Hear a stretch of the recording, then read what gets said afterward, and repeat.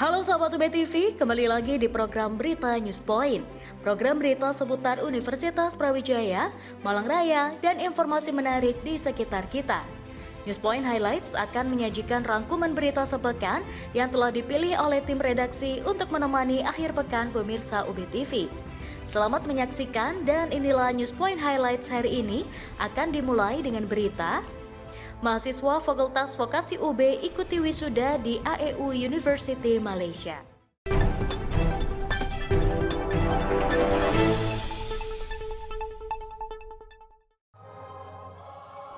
Rintisan program double degree yang dilakukan oleh Fakultas Vokasi UB dengan AEU University Malaysia terus berjalan.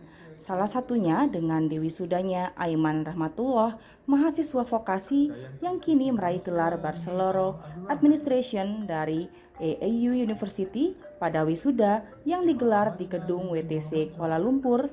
Aiman ini diwisuda bersama ratusan mahasiswa dari Malaysia, Pakistan, Indonesia, Vietnam, dan lainnya. Jadi saya dulu masuk vokasi Brawijaya itu tahun 2017, Public Relation.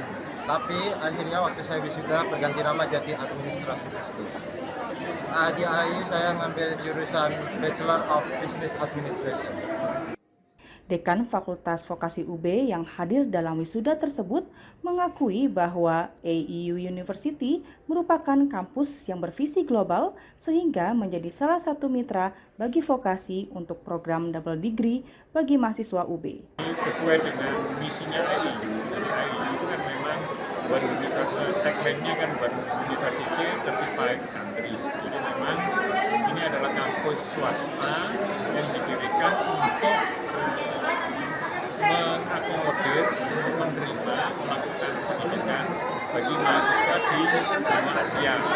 Kita lihat tadi yang wisuda tidak hanya dari Malaysia, tapi juga ada dari Indonesia, dari Cina, dari Vietnam, dari Thailand. Ini menandakan kampus ini memang diterima oleh masyarakat di Asia sebagai bentuk pendidikan yang berstandar internasional. Jadi mereka merekrut mahasiswa internasional sekaligus dosen juga dari berbagai negara tersebut. Colleagues who have traveled near and far to be with us. Konferensi tahunan Bravo Fakultas Vokasi pada tahun ini mengangkat tema besar inovasi sebagai solusi dari berbagai persoalan dalam masyarakat dan industri.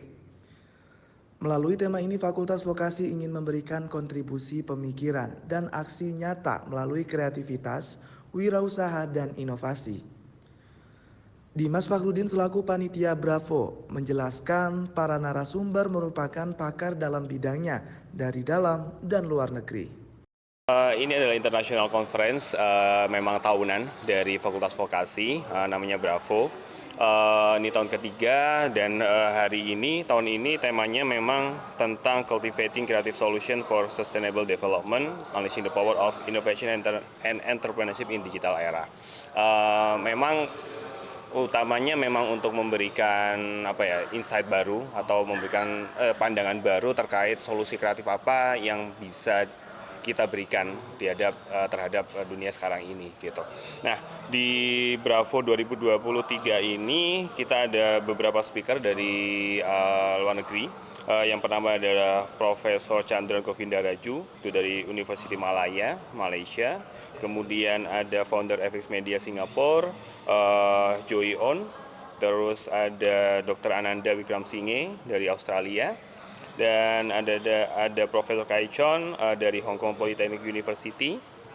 Kemudian dari Universitas Brawijaya ada Prof. Unti Ludikdo, Warek 5.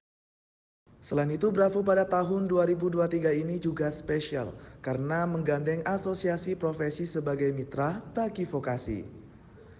Keberadaan asosiasi profesi ini melengkapi kehadiran para pakar sehingga diharapkan mampu menambah bobot dari konferensi Bravo 2023. Berbeda untuk Bravo tahun ini dengan tahun-tahun sebelumnya bahwa di tahun 2023 ini kami bekerjasama dengan asosiasi profesi karena bagaimanapun juga vokasi ini dekatnya dengan industri, jadi merupakan kewajiban bagi kami untuk mengajak asosiasi profesi untuk berbagi pengalaman mereka, berbagi insight mereka untuk para akademisi dan juga para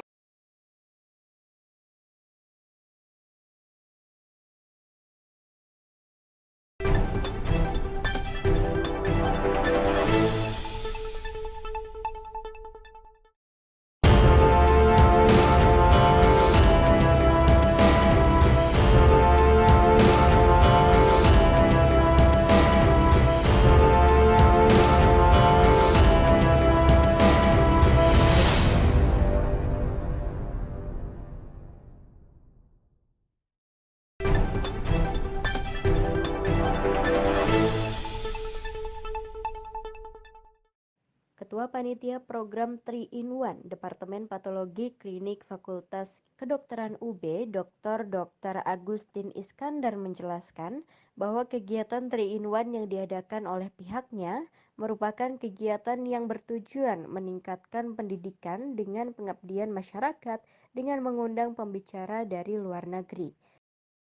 Acara ini adalah salah satu bagian dari kegiatan 3-in-1 program dari Fakultas Kedokteran, di mana kami mengundang Profesor Jan Nouwen, Medical Doctor PhD dari Erasmus University. Pada kesempatan ini, Prof. Yan akan melakukan kegiatan Tridharma di FKUB, di mana kegiatan ini melibatkan banyak program studi, bukan hanya program studi patologi klinik, tetapi juga program studi sarjana kedokteran, kemudian program studi mikrobiologi klinik, kemudian program studi penyakit dalam, ilmu penyakit dalam, dan juga beberapa prodi yang itu menjadi undangan dalam guest lecture yang akan disampaikan oleh Profesor. Kegiatan ini membahas mengenai penulisan jurnal dan publikasi ilmiah, sehingga diharapkan sivitas akademika di Fakultas Kedokteran UB dapat menulis jurnal hasil riset dengan baik agar dapat meningkatkan reputasi fakultas secara global. Keberadaan klinik UB sebagai fasilitas kesehatan bagi sivitas akademika UB dan masyarakat memerlukan pelayanan dan sarana yang memadai. Menurut Direktur Klinik UB, pihaknya melakukan akreditasi layanan sebagai langkah untuk mengukur standar pelayanan yang sudah berjalan. Sejauh ini kami masih dalam proses penilaian, sementara kesan yang awal yang sudah diberikan kepada beliau seperti tadi sudah disampaikan bahwa klinik ini sudah cukup lengkap, kemudian kesan sebagaimana gambar yang sudah kami kirimkan itu bersih dan rapi. Dan alhamdulillah pada saat visitasi hari ini pun tim surveyor juga menyampaikan hal yang sama. Jadi bukan memang klinik ini bersih dan dengan status sebagai klinik pratama, saat ini klinik UB sudah dilengkapi dengan sarana penunjang dasar mulai dari dokter umum, dokter gigi, hingga sarana pengolahan limbah dan layanan darurat. Karena kami adalah klinik pratama, jadi kami menyediakan layanan-layanan sesuai dengan batasan layanan klinik pertama. Jadi memang kemudian tidak boleh ada layanan spesialistik, kecuali mungkin spesialistik dokter layanan primer ya. Nah, tapi karena untuk layanan primer itu tidak wajib, jadi kita tidak penuhi juga untuk layanan tersebut. Tapi untuk layanan dasar mulai dari poli umum, poli gigi, KIA, gizi, kemudian laboratorium, farmasi, semuanya sudah dilengkapi juga dengan pelayanan limbah dan juga pelayanan darurat lainnya. Itu sudah ada.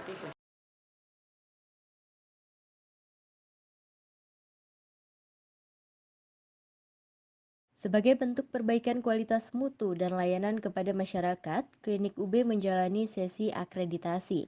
2 surveyor dari lembaga terkait hadir ke Klinik UB untuk melakukan pengecekan terhadap kualitas manajerial dan layanan yang sudah berjalan. Dr. Suparyanto, salah satu surveyor, menjelaskan bahwa terdapat 2 hal yang mendasar yang akan dipotret selama masa akreditasi Klinik UB. Di klinik ini yang dinilai 2, jadi masalah manajemen sama masalah teknisnya. Ya, makanya surveinya 2. Yang satu menilai masalah manajemennya, ya, kemudian satu masalah teknisnya.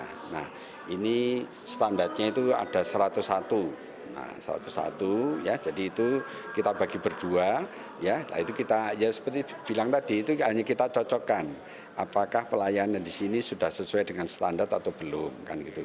Nah, memang untuk mendapatkan paripurna itu nilai minimalnya 80.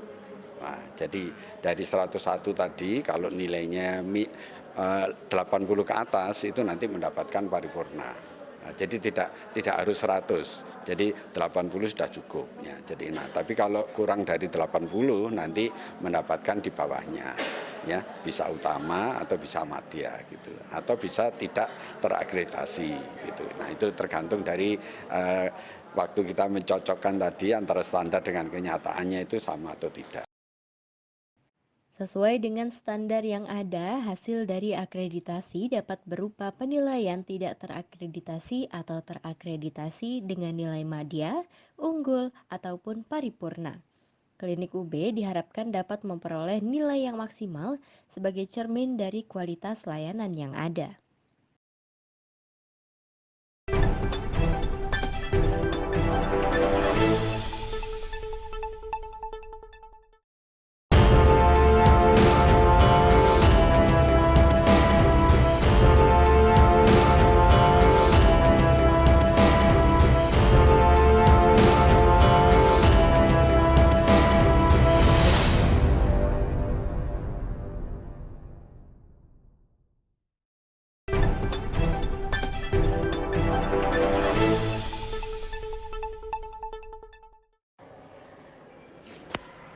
Wakil Rektor Bidang Akademik UB, Profesor Imam Santoso, mendukung kegiatan Bravo sebagai media sharing pengetahuan untuk meningkatkan kualitas riset, kreativitas, dan inovasi. Imam mengucapkan selamat datang kepada peserta Bravo yang datang dari berbagai negara untuk melakukan konferensi di Universitas Brawijaya. I welcome you all in this prestigious international conference, Bravo, International Conference on Entrepreneurship, Innovation and Creativity. And we are gathered here today with the online and offline to foster a spirit of collaboration, knowledge sharing, and innovation. And of course, we would like to share many things related with how to develop, especially entrepreneurship, innovation, and creativity. Topik Bravo pada tahun ini sangat menarik dan relevan dengan langkah UB sebagai kampus yang berwawasan global dan aktif memberikan kontribusi pengetahuan sebagai solusi terhadap berbagai persoalan masyarakat secara nasional maupun global. It is a very good topic that we would like to discuss today because Brawijaya University have many programs related with to engage global university and especially professor overseas, and we also support our faculty member and student to exchange in many reputable university, especially to support our student related with this topic today, entrepreneurship, innovation, and creativity.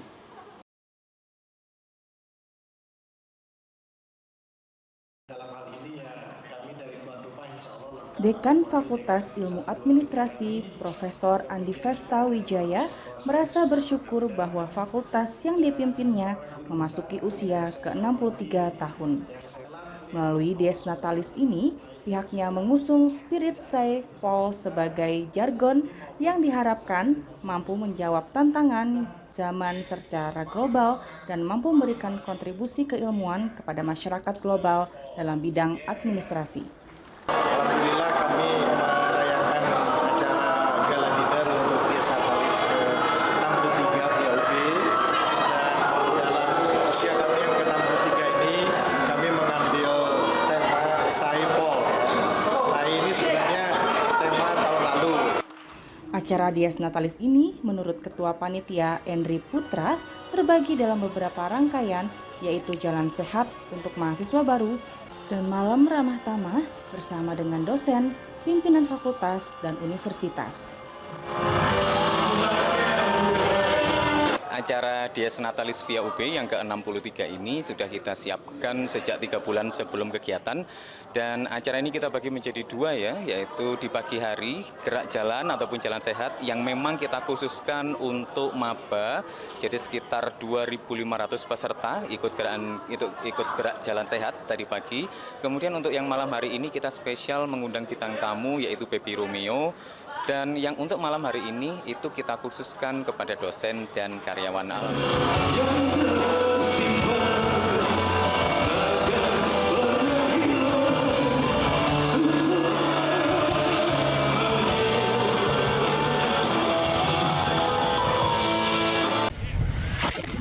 Jalur Gaza kembali menjadi sasaran rudal Israel setelah serangan mendadak Sabtu waktu setempat oleh kelompok Hamas ke Israel. Relawan dan mahasiswa Indonesia di Gaza pun ikut terdampak. Ketika habis subuh itu kita nggak tahu, saya bangun tidur pun juga banyak roket-roket yang sudah diluncurkan dari wilayah Gaza, terutama dari wilayah utara. Itu semua roket-roket pada diluncurin, bahkan sekitar 5.000 roket, bahkan sampai 7.000 Mbak waktu itu Mbak. Di pagi hari, dari habis subuh hingga sekitar jam 8 atau jam setengah 8 atau jam 7. Setelah itu tuh udah 7.000. Itu yang benar-benar kejutan dan benar-benar brutal. Mobil operasional Mercy Indonesia, induk organisasi Rumah Sakit Indonesia di Gaza, ikut menjadi sasaran rudal, menewaskan Abu Romzi, seorang staf lokal Mercy Indonesia. Disinilah bom itu mendarat. Sementara Wisma Jose Rizal, jurnalis tempat tinggal para relawan Indonesia, juga rusak berat.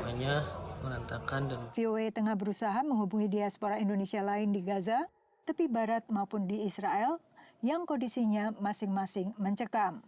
Serangan kelompok Hamas selama ini biasanya melibatkan serangan udara menggunakan roket, yang lalu dibalas dengan serangan besar-besaran dari Israel. Tapi modus serangan kali ini berbeda, menggunakan juga infiltrasi lewat darat dan penculikan sejumlah sandera yang dibawa kembali ke Gaza. Analis umumnya melihat, lagi-lagi warga sipil kedua pihak menjadi korban. It's a huge tragedy. I mean, the targets of Hamas are largely civilian. And even though the Palestinians, as a people under occupation and siege, do have the right to resist, no party has the right to kill innocent people. Stephen Zuns menilai kondisi Gaza di tengah blokade dan minimnya kesempatan kerja hingga fasilitas publik berada di balik tindakan nekat Hamas. Hamas is a pretty extremist group, and the situation in Gaza, it's so brutal. It is so, the conditions are so terrible.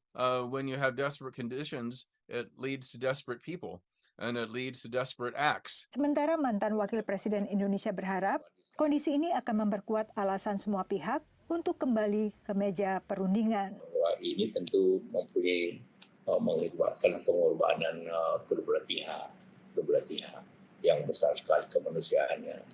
Tentu harapan kita semua bagaimana perang ini segera berakhir. Menurut Yusuf Kala, keberadaan sandera Israel di jalur Gaza bisa membuat Israel lebih berhati-hati dalam membalas serangan. Meski mantan Wapres Kala juga khawatir bila konflik meluas ke ofensif darat. Dari Washington DC, Yuni Salim, Karlina Amkas, Eva Masrieva, dan tim VOA.